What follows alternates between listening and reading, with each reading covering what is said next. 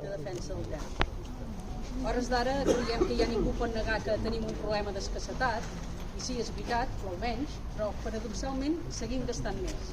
Es segueixen aprovant ampliacions de granges, ampliacions de negocis, o es dissenyen projectes que a la realitat el que faran serà augmentar el consum d'aigua en el país. I ara hem esgotat ja les reserves, hem eixugat rius i rieres i tenim una bona part dels aqüífers o buits o contaminats per l'agroindústria. Tenim el que seria agricultura i ramaderia industrial, també tenim indústria extractiva d'aigua, turisme,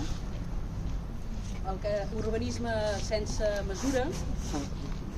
Tot això el que ens fa és que s'han creat unes dinàmiques on hi ha uns consumidors insaciables que el que han fet és convertir un bé públic com és l'aigua en un negoci privat. I de fet la comunitat científica ja fa molts anys que ens va avisant d'això, però ni els successius governs de la Generalitat ni la majoria d'ajuntaments han volgut afrontar la situació. I el que cal és un canvi de model estructural. I ens preguntem si això ha estat per manca de valentia o simplement per deixadesa.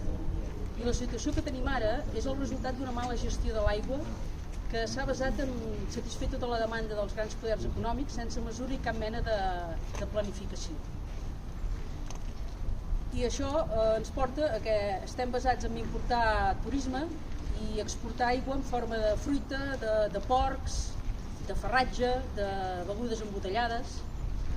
I de moment el que estem veient és que les mesures que es van prenent són mesures puntuals i totes són a dins del que seria el pla de sequera. Quan el que cal són mesures estructurals de futur, perquè l'escassetat la tenim, i un canvi en el model de negoci.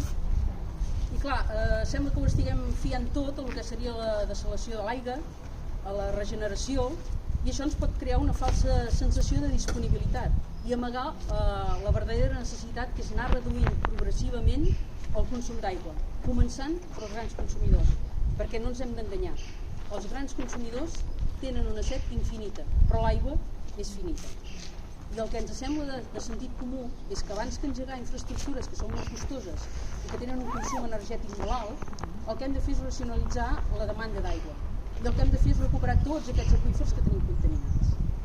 Per això, el que nosaltres demanaríem és un debat públic a nivell de país, obert, on ens qüestionem què volem ser, tant a nivell de territori com a nivell de gestió de l'aigua, i en funció d'això obrir-ho a tothom.